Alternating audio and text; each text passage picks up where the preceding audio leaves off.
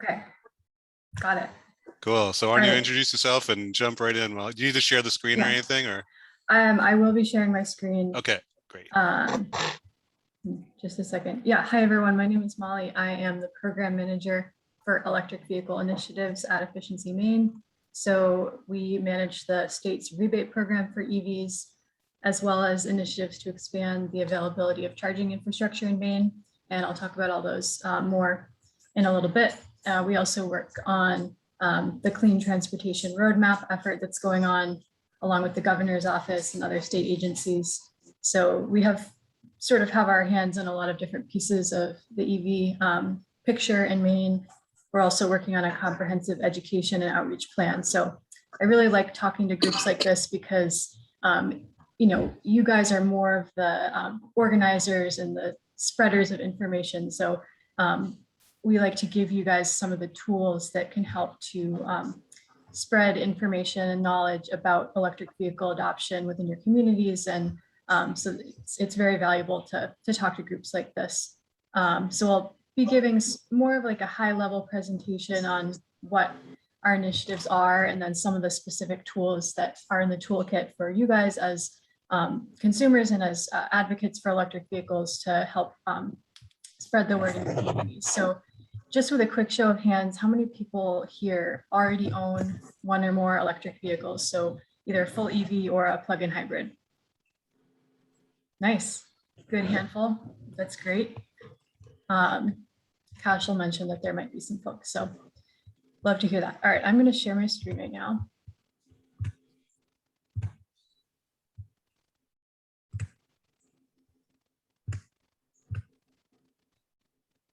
All right, here we go. So Efficiency Maine, in case you guys don't know already, we run the state's energy efficiency and renewable energy programs. We're a quasi-governmental agency, so we're somewhat independent, but we do have a board that's appointed by the governor, and a lot of our actions are governed by statutes. Our funding comes from the ratepayers for the electric utilities, as well as the natural gas utilities. Other sources like the Regional Greenhouse Gas Initiative, ISO New England grants, and then other sources, notably for the EV program. Most of our funding right now has come from settlements. So the first batch came from the Volkswagen settlement, the diesel emissions settlement, and then we are starting to get some funds from the NECEC CMP corridor settlement. So it's just an interesting tidbit about the EV program. On a high level, many probably don't know about the state's ambitious goals for EV adoption. So the Maine Climate Action Plan had the goal of putting 219,000 light duty EVs on the roads by 2030. Just for reference, there's an estimated 4,000 to 5,000 EVs on the roads in Maine right now. That includes plug-in hybrids as well. And so on the heels of the Climate Action Plan, the governor's office has started this initiative of the Clean Transportation Roadmap, which will identify some policies and pathways to meeting these targets. So specific strategies for how we could get there, and identifying potential funding sources and where more funding might be needed. And that's expected to come out in December of this year. Also, feel free to stop if you have questions. I can sort of keep an eye on the chat, but if you want to raise your hand, and feel free, Cashel or Troy, anyone, just stop me if there are questions, but we can do it kind of informally, and I'll definitely stop at the end. Molly, I'll keep an eye on the chat so that you can just move forward, but feel free, you guys, just to interrupt. Awesome, love it. All right, so on to our charging initiatives.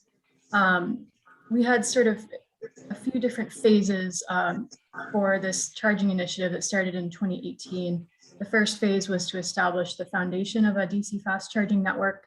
And so those are, if you look at this map, it's kind of hard to see, but those are the green circles on the map, places like Jackman, Skowhegan, Farmington, and then phase 2, which I skipped here because that was level 2 chargers. It's on the next slide.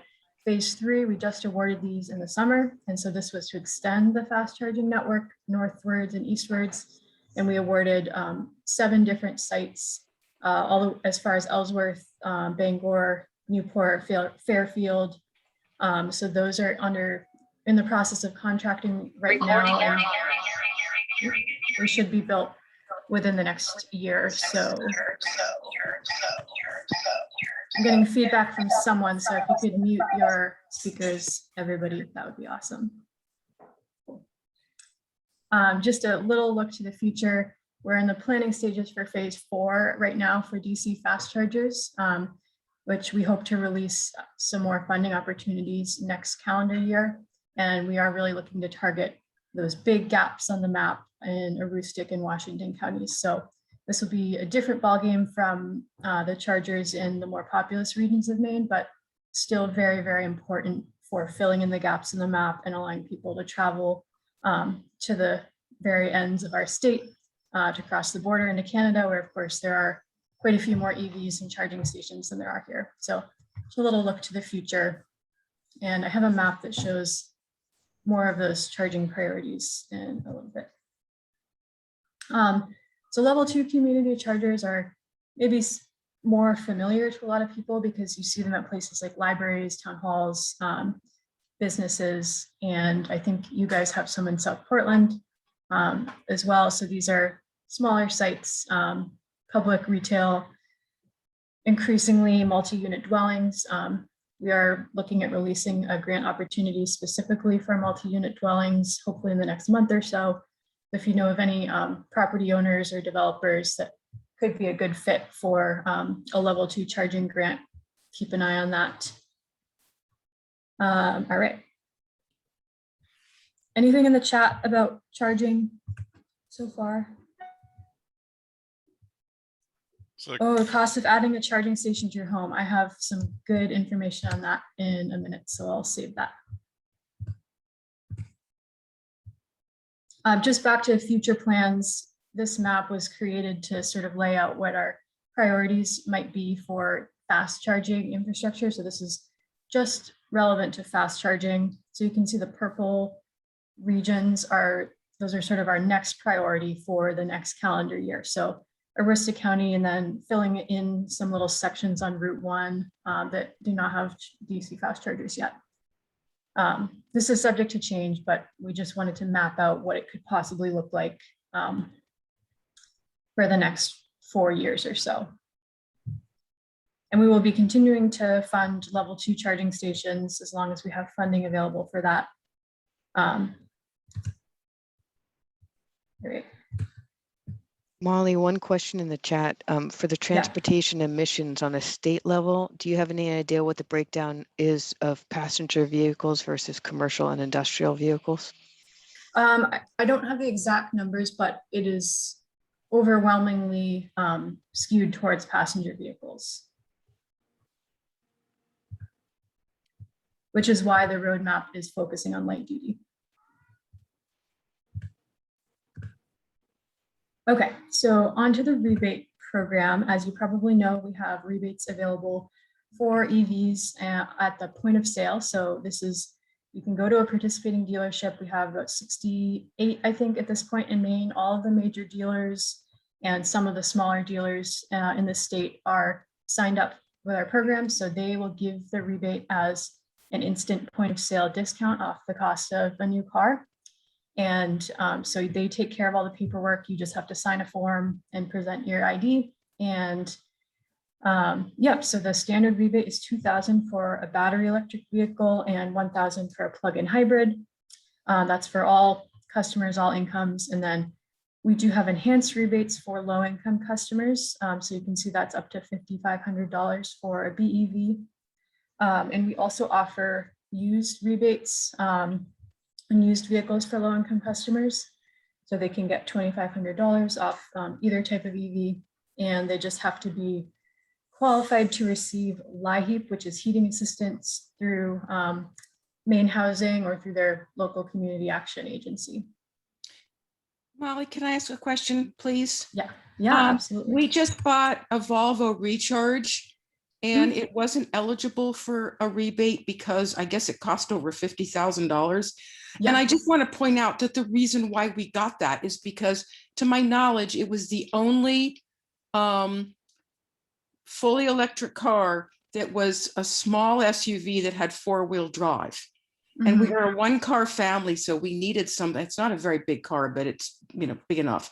And I was just wondering why that was. I mean, having a 4-wheel drive car in Maine is fairly necessary.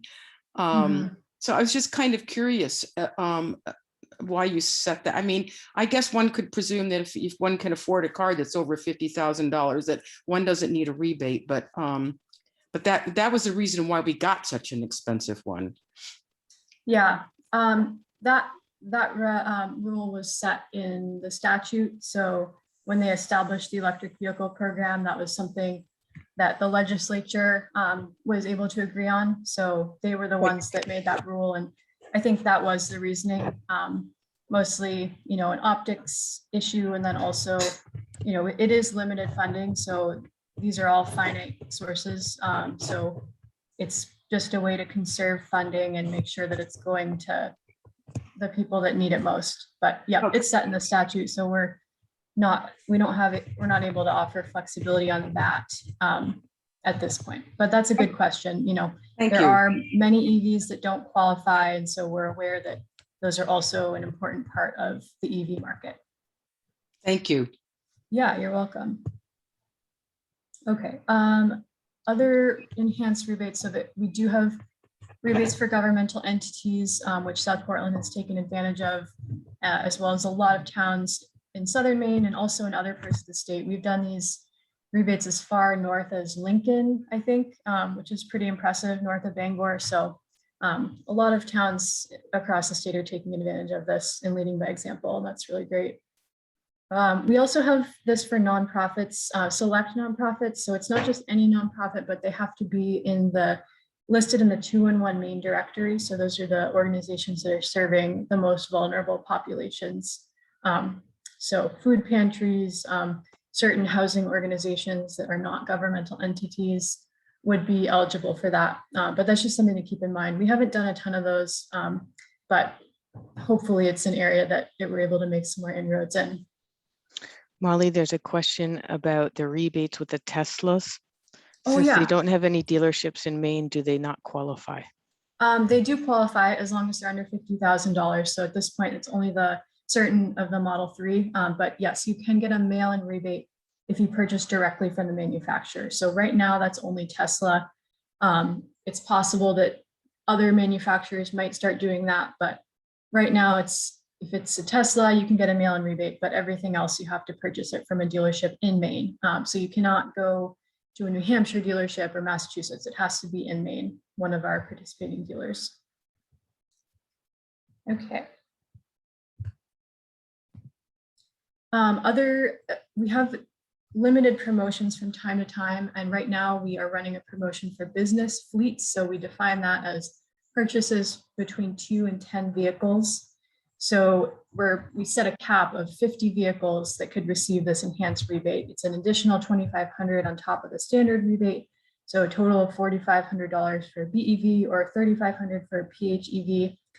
Just hoping to target some of those more visible business applications in Maine that have light duty vehicles. So we realize, 1, there's not a ton of fleets in Maine, and 2, most of them don't have light duty vehicles. But if there are any out there, we want to make sure that they have a chance to try out an EV. So if you have business connections, make sure to share this with them.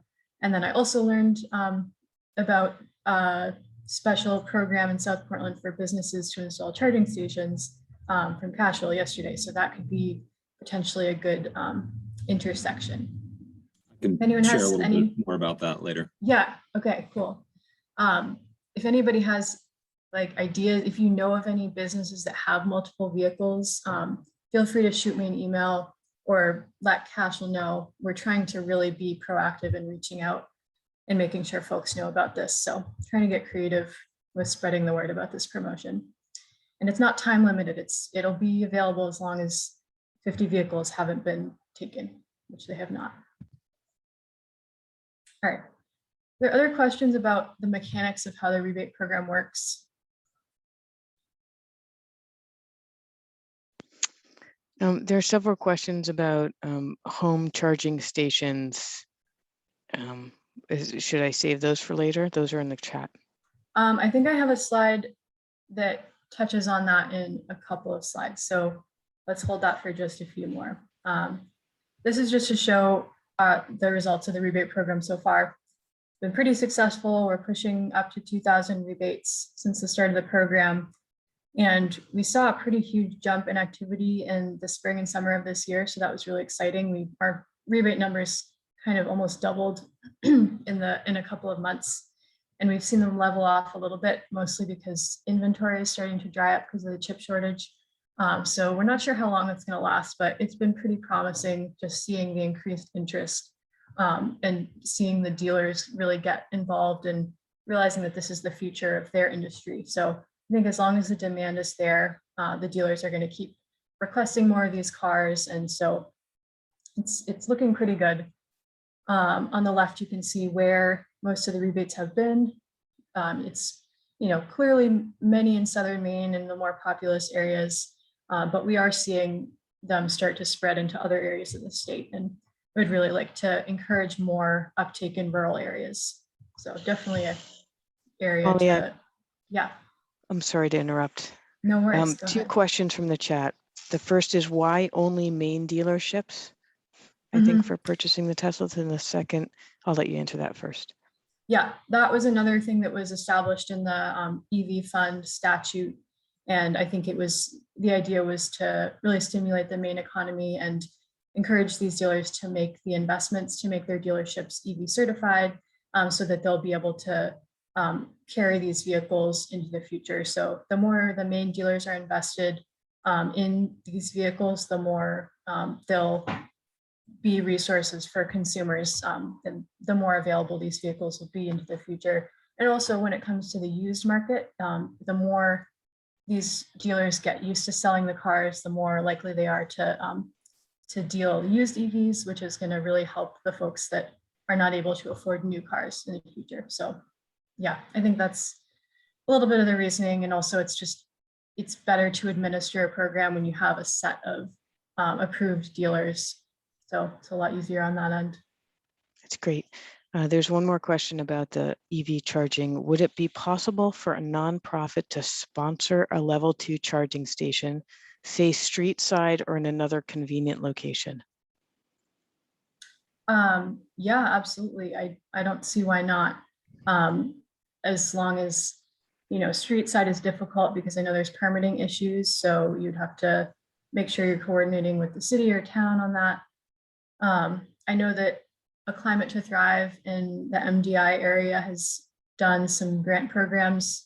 So they've taken advantage of private funding to fund stations at different locations around that region. So it seems like a great idea. Just, I think, making sure that there's a plan for who's going to be responsible for the upkeep of the station and make sure that it's that it's working, and if something breaks, then they know who's going to fix it.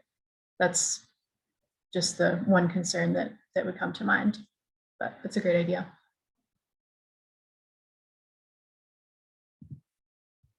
All right. I'm not going to go through all this, but we are really working to push the education and marketing campaign. Most of you probably know that the week after next is National Drive Electric Week. So there's a pretty big event happening in South Portland that week. And then there's also an event happening up in Norway at the end of the week. And this coming Sunday, there's an event in Wells, the Wells EV show. So we try to take part in these events whenever possible to get people in EVs. And also, we've got a PSA campaign that we run on the radio about range anxiety and other common concerns with EVs. And we're working on branching that out into a video campaign that we'll be using on social media. So doing some Facebook ads and other types of video ads.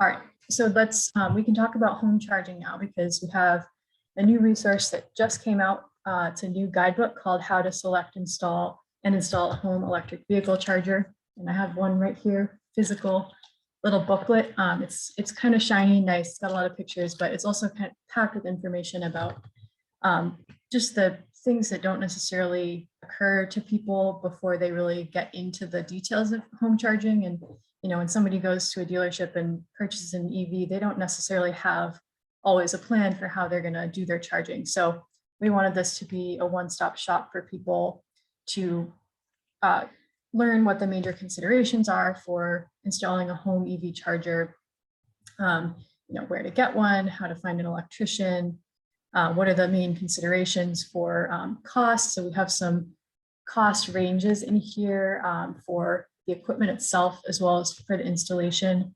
I think somebody had a question about that in the chat. It really, really varies depending on how much you're going to have to upgrade your electrical system. So it's hard to give a definitive answer, but the home chargers, the equipment itself can cost as little as $400 or $500, and then it's just the installation. And that can be double the cost of the equipment, or it can be less. It just really depends. But you have to ask your electrician, or if you know a little bit about electrician type stuff, you can maybe estimate it for yourself. But that's all in here. And this is the first. Can I Yeah, make go the ahead. distinction between level 1 and level 2 charging? Yeah, absolutely. Just that a lot of people at home feel that level 1 charging is sufficient. Level 1 charging is just using a regular outlet, and you use a connector that would hook up into the car itself. It's a bit of a trickle charge, to get a full charge, it would take quite a bit of time, but to get a half charge, you could probably do it overnight in 8 hours. I don't know if Troy, you have a level 1 at home, or is it a level 2? I'm currently using level 1. I initially thought that I would rush right out and install a level 2 charger for my EV, but in the meantime, I've been plugging in with the cord that came with the vehicle. And for our weekly, day-to-day driving, it's more than the level 1's been more than adequate. I'm likely to do a level 2 at some point, just because I think, but I think I could see the level 1 being, sustainable with, augmenting with public charging if I need to get up to, make sure I'm topped off before a big trip. But I think level 1 for a lot of people, especially if a plug-in hybrid is going to be more than adequate for people who are able to plug in at home. And so level 2 charging is going to hook up to something like a dryer hookup. So it's 240 volts. From my understanding, is 220 volt hookups kind of linked. And yeah, there's going to be a little bit more cost associated with that, and you'll double your speed, but it's not necessarily necessary. So something to consider. We tried to show that on the image on the right here. We wanted to show that it is possible to charge on both different types of chargers, and we kind of debated, how do we show the fact that most people are not charging their vehicle from empty to full every day, and that's what this diagram is showing. So it was, it's tough because we want to get the point across that you're not going to be charging your car for 12 plus hours every day, but if you're going from empty to full, this is how long it's going to take. So yeah, I would definitely recommend taking a look at some of this information, and we hope that it's going to be a resource for dealers and for other people that are trying to spread the message about what it's like to own an EV. So if you are interested in obtaining some hard copies of this guide, so if you have groups of folks that you want to share this with, you're welcome to call our call center or email info@efficiencymaine.com, and you can just tell them, hey, I'd like 20 copies of the guidebook, and they'll send them right to you. So definitely do that. You can also download a digital copy on our website. That's all new and available for your use. And this is the first in a series of 3. So the next guidebook is going to be on public charging, and then we'll have one about installing public chargers. So the next one is on how to charge your EV in public, and then the third one is how to install public chargers for those prospective charging station hosts. All right, so what other questions were there about home charging or public charging? Because I think this is a good time to talk about that stuff. Are there any rebates or grants or anything for home charging? We do not at this point have anything for home charging. And I don't think there are plans to do that in the future. Although we are running a pilot for smart charging right now. So that was sort of testing out ways to manage people's charging so that they're not charging during peak hours. So like in the afternoon and evenings that's when the grid is most overloaded. So it's possible that in the future we would have some sort of incentives for home smart chargers that are trying to shift people's charging off peak, but we don't have that yet. For public chargers, oh, go ahead. Tax credit, right? Yeah, that's a good point. Yeah, there's a federal tax credit for EV charging infrastructure that's 30% of the cost, up to I think $1,000 for home chargers, and I believe that covers equipment and installation. So it's just a tax credit that you apply for on your next tax return. Also, there's a federal tax credit for electric vehicles, if you don't know about that. So Molly, can I ask you a question about that? Yeah. So I noticed that for that federal tax credit that it is set to expire on December 31st of this year. Is there any indication that that is going to be expanded or pushed out further in any way? Just because it looks like you have to have the equipment purchased and installed by that date, which is a little challenging for a lot of people. Yeah, it's definitely too early to say if it will get extended, but I know that, the infrastructure, I can't remember if it's in the infrastructure bill or the budget package, but there is talk of extending that, and it's just, there's no idea. We have no idea if that will actually happen, but it sounds like it's a possibility. Okay, thanks. Did you mention, Molly, a multi-family or multi-unit rebate for installing charging?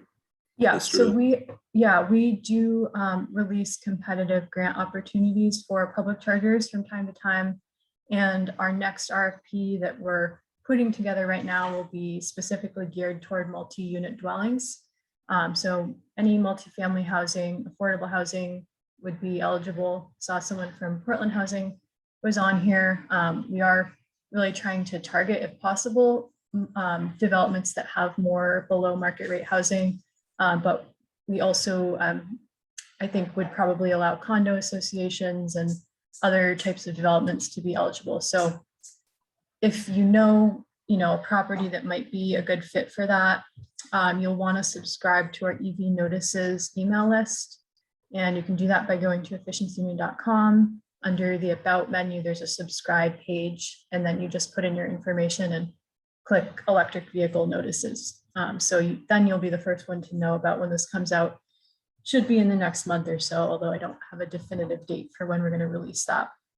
And those would be just for hopefully that answers your question, Michael, about incentives for landlords. I think doing a little research and just compiling all the rebate information and pitching it to landlords is a good way of getting them on board. I've got a ton of questions coming in. Go ahead, Molly. Okay. No, I was just going to say that charging for tenants who don't own their own homes is obviously a real gap right now that's hindering a lot of people from owning EVs. And so that will be a priority for us going forward. And it's just all dependent on how much funding we get. But that's why we wanted to target our next opportunity in that direction. So Michael has a question about rebate recipients and connecting with them through a form or method.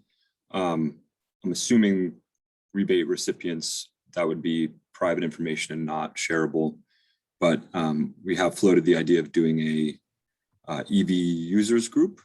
So I'm thinking about doing that in the Portland, South Portland area and getting some people together to talk about their experiences. Yeah, that's a great idea. So. Yeah, we can't share names of rebate recipients, but that sounds like a great idea.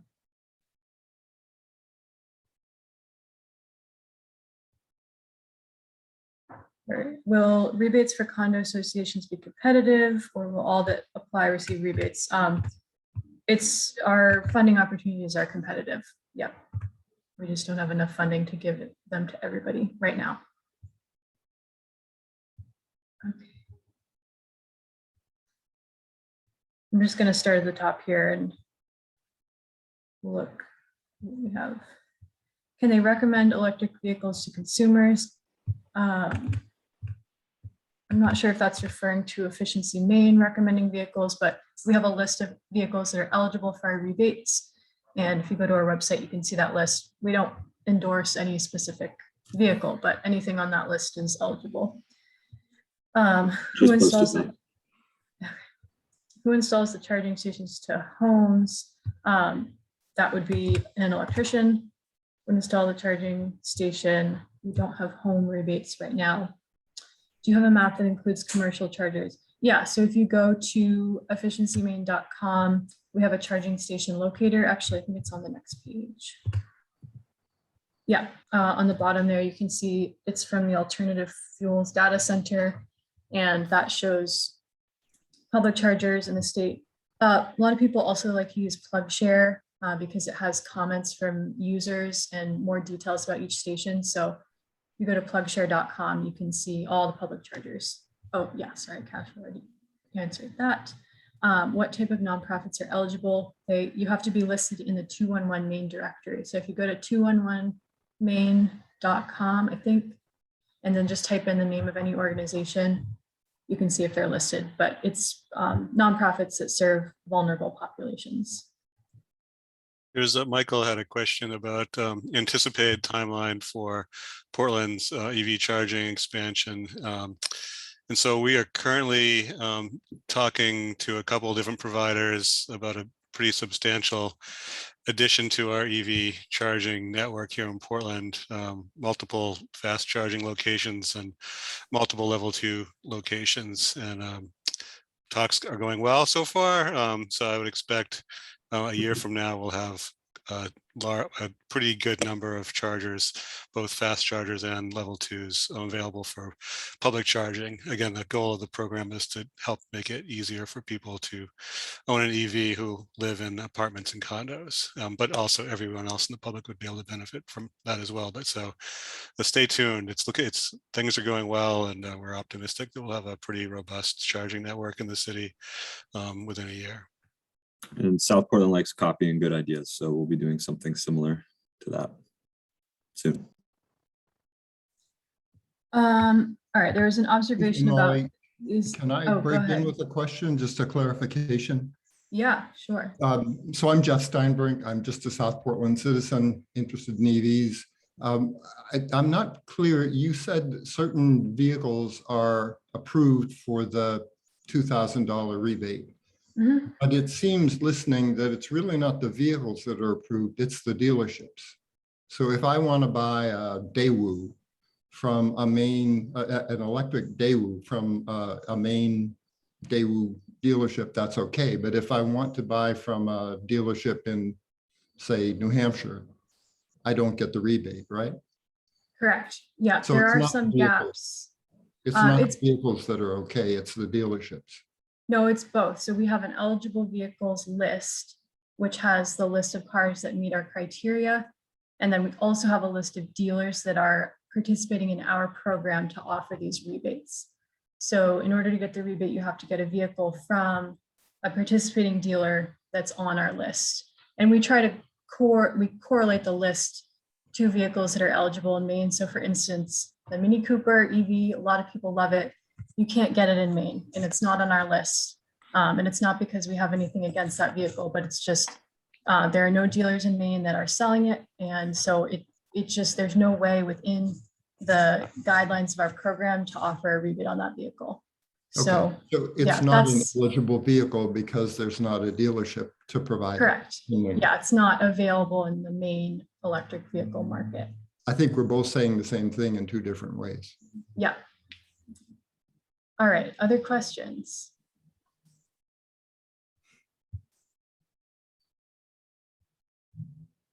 There was an observation about the 219,000 vehicle goal and the observation that Efficiency Maine's rebates are not sufficient enough to meet that goal. And that's absolutely right. We have no illusion that we are going to be incentivizing every single vehicle to meet that goal.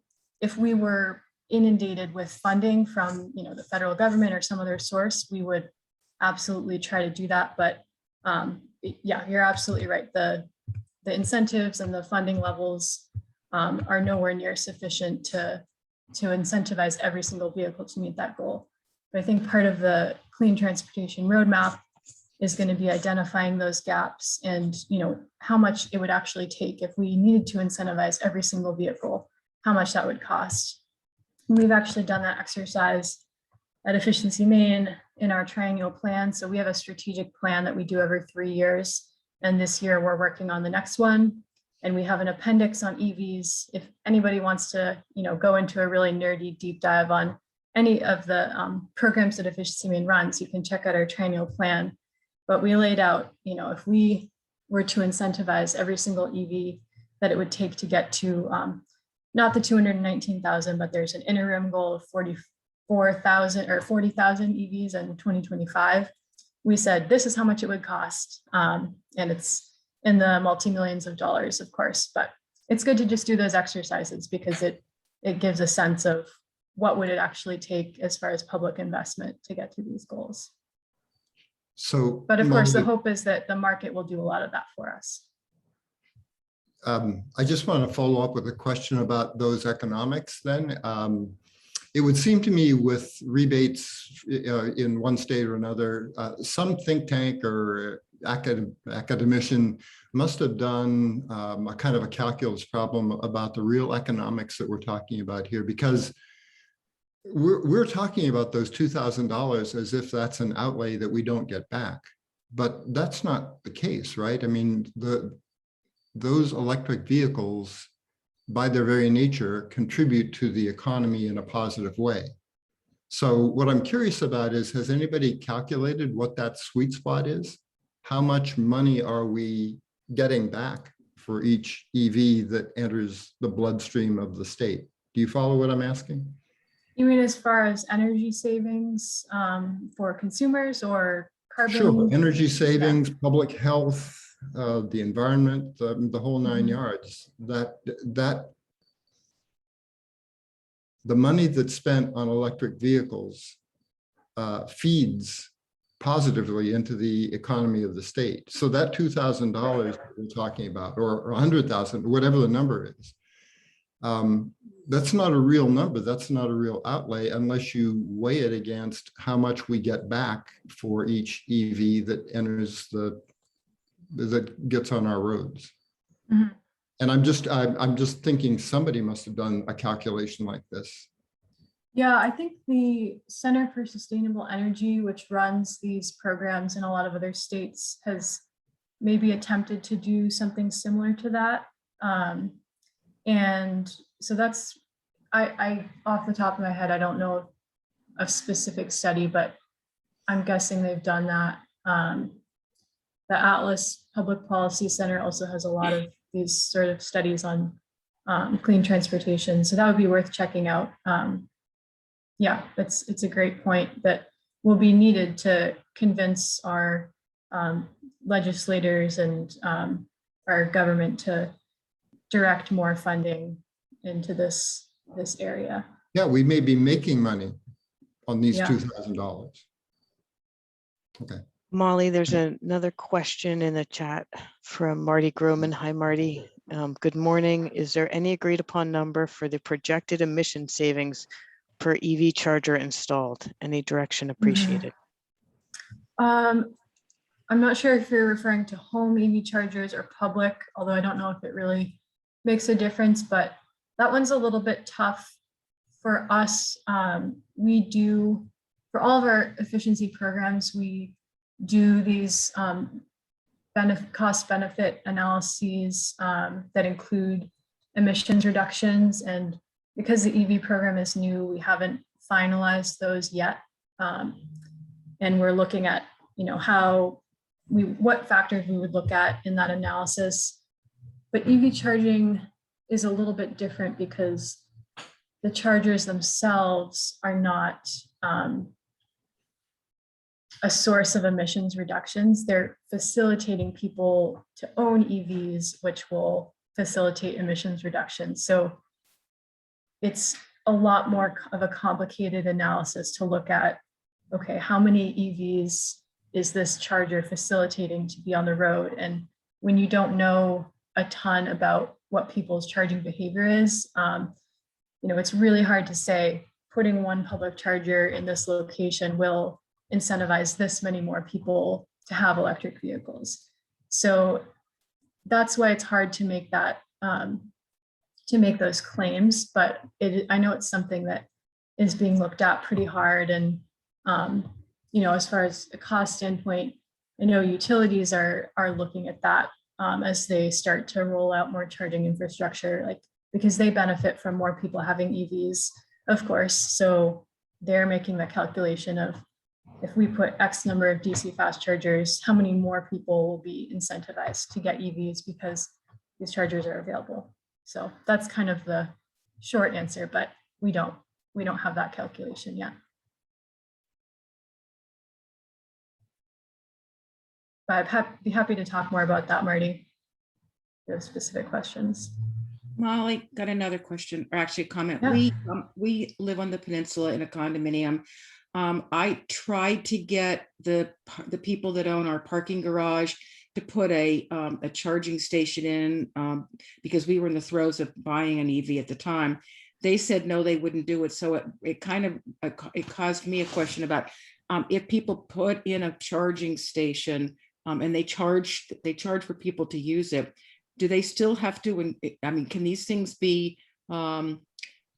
Can they break even on this, or do they incur a large amount of expense?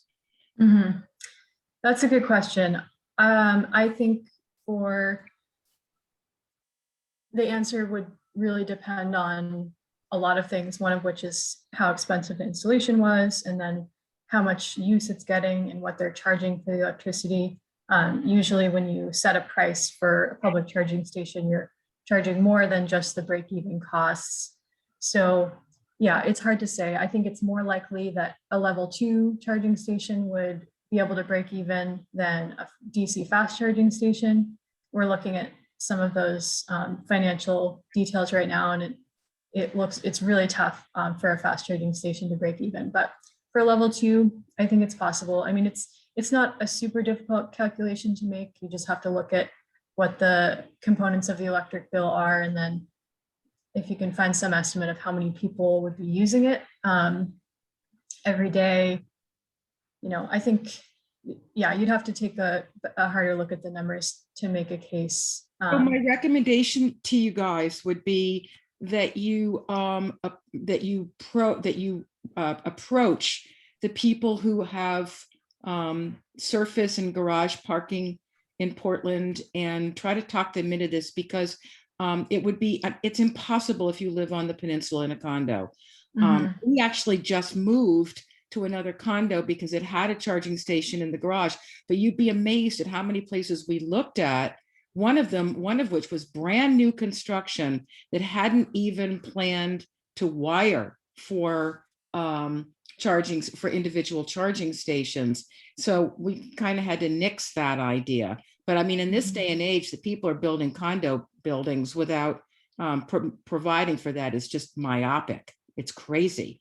But if you could reach out to the parking lot and parking garage people, as well as developers that are developing, hopefully there's not going to be too many of these, but developers that are doing new construction, so that they think about that, because I think it was just an oversight. I think it was just a stupid oversight on their part that it never occurred to them to That's a great comment, and Troy and I are both working on ordinance updates for our respective cities that have requirements for EV chargers in new parking lots and reconstructed parking lots and garages. That number's at 20% right now for new parking lots and garages, and it can be less. We're hashing out the details for different land use types. You know, if it's a big industrial parcel, you know, maybe you don't want 20% chargers in the middle of nowhere where it doesn't make sense. But we're also looking at doing 80% EV capable to essentially have the conduit run if, you know, so that future chargers can be installed in addition to the 20%. That's great. So we're thinking about it, and eventually it'll be, well, hopefully a requirement of those developers. I saw there's a question about CPACE, and I am not an expert on CPACE, but we do have people in Efficiency Maine that know a lot more than I do. So I could try to find the answer to that question. I don't know if EV charging stations are eligible under CPACE. They're not eligible for our other loan programs. And I just want to jump back in on the being able to charge, you know, what the cost would be to set up a charging system for a payment system for your charger at a condo. And if you have a networked charger, like a charge point, it's very easy to do it. It's built into the software of the network. They actually have a tool that can help you determine the cost and how to apply it. So we've just done that recently for the city-owned chargers, and it's they don't cost, the level 2s don't cost a ton of money to operate. So we're charging I think 15 cents a kilowatt hour, and that covers our electricity costs and our network fees. So we're not making a profit on them, but we're not losing money on them either. So for most people who have a newer type vehicle, they can be plugged in for an hour and it costs about $1. And that's again, that's covering our costs. So the interest in your RFP as well, Troy, demonstrates that those companies believe they can break even coming in with limited cost to the city, or cost sharing from the city. Absolutely. I just want to touch back on the CPACE question. I believe that EV chargers are going to be eligible for CPACE, but Efficiency Maine over the next several months is going to be going through rulemaking. So it will probably be hashed out by, I'd say, early next year. Also, I see Roseanne has had her hand up patiently. Go ahead, Roseanne. I live on the peninsula of Portland also, and I would just like to recommend to anybody that lives in the city of Portland who is not satisfied with the accessibility of public charging, that they get in touch with the city councilors that are on the Sustainability and Transportation Committee and urge them to add that to building code ordinances so that this becomes something that is considered by the planning board when they go through these permitting processes. Okay, so it's Andrew Zarro, Belinda Ray, and Spencer Thibodeau right now. Who knows who it will be after the election, but that's the way to start to get some of this stuff that's in One Climate Future enforced. Absolutely, and that's how One Climate Future came to be. Was the council passing it, and I mentioned the ordinance that we're working on now as a direct result of the goals set forth in One Climate Future. So, great comment. There's a question about who established the goal of 219,000 EVs by 2030. That was the Maine Climate Council when they made the Maine Climate Plan. It was released in December. I'm not sure if anybody here was on that, on the Maine Climate Council. I wasn't part of it, but it was, modeling was done by a company called Synapse, and the detailed plan about how to get there, that's the Clean Transportation Roadmap that's being worked out right now. So the Maine Climate Action Plan said, here's a goal that in order to achieve these emissions reductions that are required by 2030, 2050, this is the number of light duty EVs we need on the road. And then the climate plan said, we will work towards establishing a clean transportation roadmap that will tell us how to get there.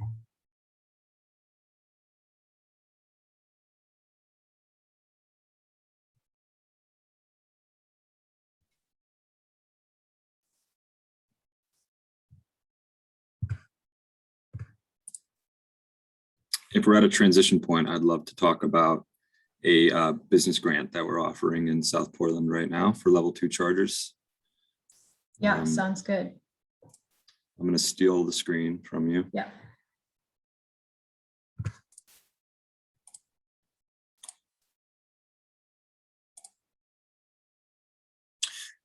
So it's open right now. First deadline is September 30th. This is a level 2 electric vehicle charging grant. Any business in South Portland is eligible. Really, it's for level 2 charger projects between 2 and 6 charger plugs. So businesses can receive 50% of the allowable project costs. It's gonna be up to $5,000 per plug, but most chargers these days are dual plugs, meaning you could get $10,000 per station. Allowable use of funds is really just about everything that would go into installing these things, but the charging equipment itself, the shipping and handling for that charging equipment, the materials, the construction, installation, labor. We have a application online. It's fairly easy. We're just asking for a map of the location, a description of the project, just a general overview, really. Not everything has to be in place necessarily, because I know September 30th is a pretty quick turnaround for applying right now. But we have 3 evaluation criteria we'll be using. First is visibility and potential for public use. We really want these to be seen by people and used frequently, so that we can build out that culture of electric vehicles, make people feel more comfortable using them and have charging options around town. Second is cost effectiveness and ease of installation. We want to get the most bang for our buck with this project, and see as many go in and spend less money on the site work, that goes into installing some charger projects. And then the third is location in the city. We want these chargers to be accessible to everyone in South Portland, and really build out a widespread network spatially of these chargers. So this project gives 50% of the project cost. There's also a tax credit that would provide an additional 30% of the cost of the project, up to $30,000. So stacking those incentives, you could get 80% off the cost of your charger project, which is pretty significant. And, these incentives will last probably, into the future, but, there's also no saying. So it is a good time. And I mentioned this September 30th date. We will be doing this grant program past that point. We'll be doing it rolling and on a competitive basis. But obviously the first round is September 30th. So get in there early. Roseanne, you have a question? Yeah, it's sort of an add-on to yours, that I know that there's a Zoom meeting that's upcoming in Portland about spending the ARP money.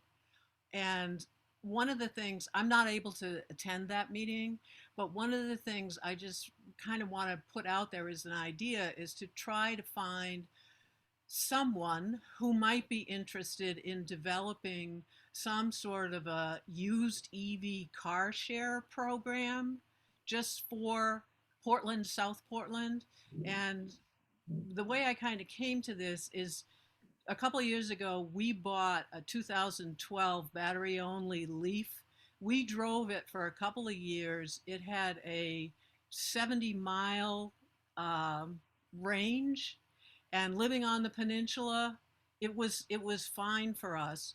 But when we sold it for $3,500. It only had like 65,000 miles on it, and a collection of those things that might be available for people to test the waters in a public car share might, get more people interested in diving in on their own.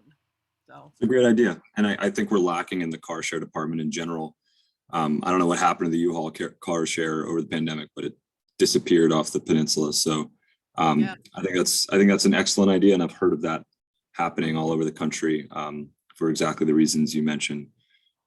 So definitely worth continuing that conversation, especially, if you could have a sort of reserve charger that it could come back to and keep it charged up to that 70-mile range. I think you'd have a lot of use out of it. Yeah, especially like if you're going to be having these charger station things, that people know there's some possibilities out there. Definitely. Cool. Looks like maybe we have time for, if anyone has maybe one more question. It's almost 10 o'clock. This has been really great, everybody. Good questions and good presentation, Molly. So yeah, thanks so much. Oh. Go ahead. Phil mentions here that GPCOG is an EV car share lending program. I don't know if that's for businesses or general public. I don't know much about it. Phil, if you want to mention more. Sorry, I don't have any details on it. I know that they've been running that program for a couple of years. Cool. So another So question. Go ahead. I'm sorry, I'm sort of taking over here. I don't mean to do that, Yeah. but I just wanted to tell you about an experience we recently had, which I think will put in a really big plug for a few level 3. We had a trip planned to Vermont and we almost couldn't go because there was no way of charging at our destination. It was like in the hinterlands. Very fortunately, we found a place in Bellows Falls that had a level 3 at their their Chamber of Commerce welcoming building. And it was free, which was amazing. But it enabled us to stop and charge in enough in about an hour and a half so that we could use that time to grab some lunch. And then we stopped there on the way back. Otherwise, we wouldn't have been able to take that trip. And it occurs to me that there are people from, all over Maine that are taking day trips into Portland, and they don't have 6 or 8 hours to plug into a level 2 someplace to get enough charge to get home. So I think we need at least a smattering of them. And, hopefully if they can be really cost effective to put in as well as to operate, that would be really terrific. But I don't think as a fairly large, as a large city for Maine, I don't think we can really afford to promote tourism without at least a few of these in town. Yeah, no, I'm right on board with you. So as part of our network deployment, we're looking at probably 3 locations with a bank of fast chargers, with like 2 to 4 plugs at each of the locations. So that would serve people who are coming to visit us, but also people who live in an apartment or whatever and need to get charged up quickly for their business. So we totally agree with you. And if you can put them in places where people can spend like an hour and a half or something like that, either shopping or having lunch or something like that, or even at a grocery store, but someplace where people could comfortably invest an hour and a half in time. Right on board. We're speaking the same language. Great. Thanks, Troy. So cool. So it's 10:01. Again, this is super good conversation. Thanks for everyone who had questions and provided some information. We're, transitioning transportation to electric vehicles is certainly one of the key parts of One Climate Future. And so we're just happy to be moving in the right direction. Thanks again, Molly. We're always excited to promote Efficiency Maine's rebates and incentive program. It's a great tool for everyone to take advantage of. And we hope you'll join us again next month for our next edition of Coffee and Climate. And I will send an email out to everybody with the great materials that were provided today. Great. And a recording. Guys.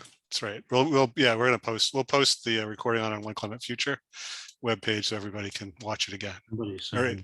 All right. Well, take care. Thanks, everyone. See ya. But he drove to him.